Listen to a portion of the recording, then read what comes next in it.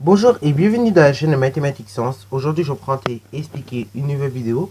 Cette vidéo donc tout simplement en sciences et vie de la Terre ou bien en sciences et technologies comme vous voulez sur le thème numéro 4, la planète Terre et les êtres vivants dans leur environnement. Et dans cette toute dernière vidéo de ce thème-là, nous allons tout simplement voir en fait l'action de l'homme sur l'environnement. Et plus précisément, les effets de l'action de l'être humain sur l'environnement. Ok. Alors c'est une vidéo qui va être indispensable pour comprendre un peu dans le monde dans lequel vous vivez. Encore une fois, vous serez mieux éclairé sur ce thème-là en classe de 3, une fois arrivé en classe de 3e que là en 6e. Parce que là en 6e, on va voir quelques exemples rapidement, mais en classe de 4e, 3e par exemple, c'est un petit peu plus poussé, tu vois, le délire. Le game il est un petit peu plus élevé. Notamment en 3e, quand on parle d'énergie, quand on parle de solutions pour pallier au manque d'énergie, des choses comme ça, là vraiment c'est des thèmes qui éclairent le monde, ok?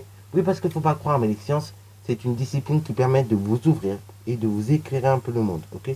C'est pas juste une discipline, il faut apprendre plein de trucs par cœur. C'est aussi une discipline qui va vous éclairer le monde, ok? Et donc, pour ceux qui plus tard voudront faire de la SVT, c'est pas un choix non plus dégueu, tu vois. Ceux qui feront SVT ou physique-chimie, c'est pas un choix dégueu, ça vous permet de vous ouvrir, ok? Parce que oui, en SVT physique-chimie, on fait pas que des sciences en fin de compte. On s'ouvre aussi à d'autres choses, tu vois. Voilà. Bon, je dis SVT physique-chimie, mais si vous faites de la techno, ou bien l'équivalent de la techno au lycée, et que vous en faites vraiment longtemps, vous serez aussi ouvert au monde, de manière informatique. Bon, l'effet donc des actions de l'humain sur l'environnement. Alors l'être humain, finalement, sur son environnement, il peut faire pas mal de choses. Il peut être amené à le détruire, comme il peut être amené éventuellement à le reconstruire, comme il peut être amené également à le protéger. Ok.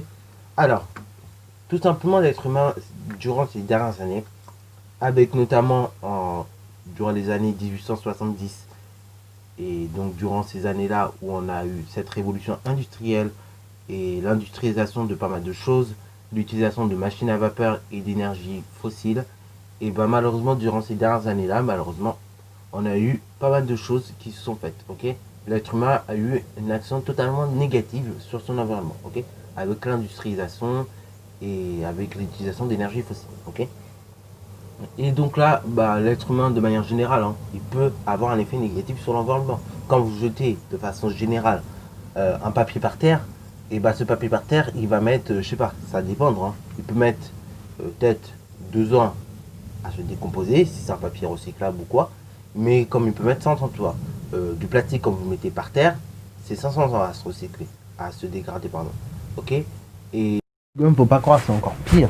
Le chewing-gum, les verres, c'est encore pire. Si vous laissez traîner par exemple un chewing-gum par terre, c'est plus de 5 ans qu'il va mettre pour se dégrader. Et du verre, c'est 4000 ans.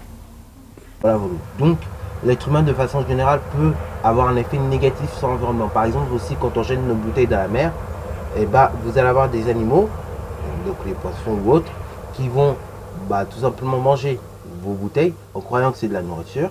Mais en fait, c'est pas de la nourriture, c'est tout simplement vos bouteilles. Et après, donc, en fin de compte, vous allez les empoisonner et ils vont mourir un par un tranquillement. Ok. Donc voilà, l'être humain peut avoir une action négative sur l'environnement. Ok. Mais avec ces dernières années où l'être humain commence à prendre conscience que oui, on fait du mal sur notre environnement, oui, on a un mauvais impact sur notre environnement et que notre environnement, quand même, mine de rien, si on n'en prend pas bien soin, on risque de mourir. On risque de mourir.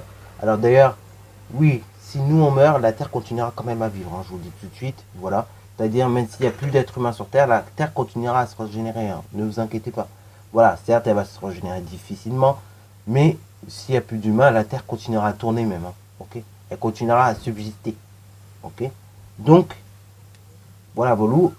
Si vous voulez que l'être humain existe encore, ou même si vous voulez déjà exister, on peut également donc avoir un impact positif sur l'environnement en faisant du bien. Ok. Alors en faisant du bien, c'est bien de dire ça comme ça, mais donc concrètement, comment ça marche? On peut notamment instaurer des grandes réunions et des lois en lien avec l'écologie et donc en lien avec la protection de l'environnement. Par exemple, la loi. Par exemple, je sais pas, une loi qui dirait que non, interdiction de jeter des mégots par terre. Ok. Ça, c'est une loi, je crois, qui existe déjà. Ok.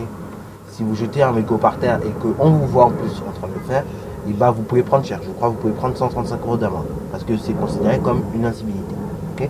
Et bah voilà, on peut faire des lois pareilles. On peut également faire des réunions comme la COP 21. On va décider tout simplement avec l'accord de pas mal de pays de certaines mesures que l'on va faire, ok, et qu'on va faire appliquer sur le territoire.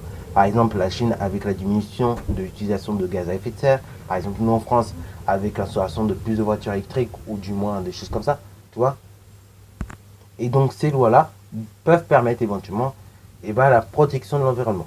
On peut également avoir un impact positif sur l'environnement, non pas par des lois, mais par des petits gestes. Par exemple, si tous on évite de balancer nos déchets par terre, mais qu'on les met dans des poubelles, même si ça prend 10 secondes de plus à faire, mine de rien, ça évite. Ça réduit tout simplement de peu, certes de très peu même, la pollution, et donc ça évite l'impact sur l'environnement. Ok. Déjà, jeter un déchet à la poubelle, c'est déjà un peu mieux que de le mettre par terre. Voilà. Certes, après, il va être brûlé, mais c'est quand même moins polluant que de le laisser par terre, en fait. Voilà. Alors, bon, je vous ai montré quelques petites choses que l'on peut faire, mais concrètement, je vais déjà vous montrer quelques réalisations aussi qui ont été déjà faites pour la protection de l'environnement, ou bien aussi, malheureusement, quelques dégradations que nous avons fait faire. Alors, la dégradation derrière de l'environnement, qui dit dégradation de l'environnement, qui dit dégradation également de la biodiversité, ok, c'est-à-dire donc de la vie sur Terre. Et donc, on a des éléphants, par exemple, qui sont sans cesse en train de disparaître, ok.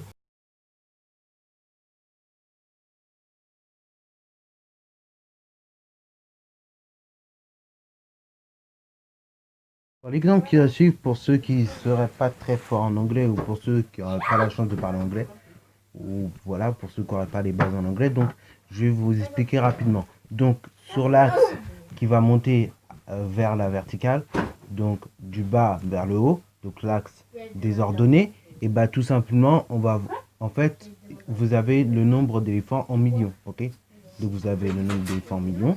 Et sur l'axe qui va partir de gauche à droite, donc l'axe horizontal ou bien l'axe des abscisses, vous aurez tout simplement donc les années qui vont filer, ok. Et le titre du graphique que vous allez voir, c'est tout simplement le déclin de la population des éléphants en Afrique, ok. Voilà. Cette petite mise au point étant faite, maintenant je vous montre l'exemple. Comme on peut voir sur cette photo, voilà des éléphants en très peu de nombre, ok, parce que ils ont régressé, les populations régressent du fait de la pollution, du fait qu'on n'arrête pas de les chasser, etc. etc. Ok. Deuxième des choses également que je voulais vous montrer, le T11. Le T11 Express, mine de rien, quand il a été réalisé, donc en 2017, il y a quand même eu de la réflexion, c'est-à-dire il y a un parc. Il faut savoir qu'avant le T11, il y avait un parc, voilà, qui ressemblait à ceci. Et donc, il y avait des animaux, voilà, qui se promenaient, qui se baladaient, qui étaient là tranquillement. Et donc, on a réalisé un T11, c'était la merde. Et donc, il y a eu pas mal de cris qui ont été faits là-dessus, en disant non, il faut protéger la biodiversité, non, il ne faut pas faire passer le T11 par là, il faut réfléchir autrement. Donc, il y a une réflexion qui a été faite. Et finalement, donc, on a fait passer le T11 quand même dans ce genre de plus ou moins par là. Et on a mis des barrières pour que les animaux, forcément, ils ne soient pas tentés à sauter ou je sais pas quoi. Et donc, on essaie comme ça de protéger la biodiversité. Il peut également, donc là, je vous montre l'exemple du T11, mais on peut également mettre des parcs. Ok.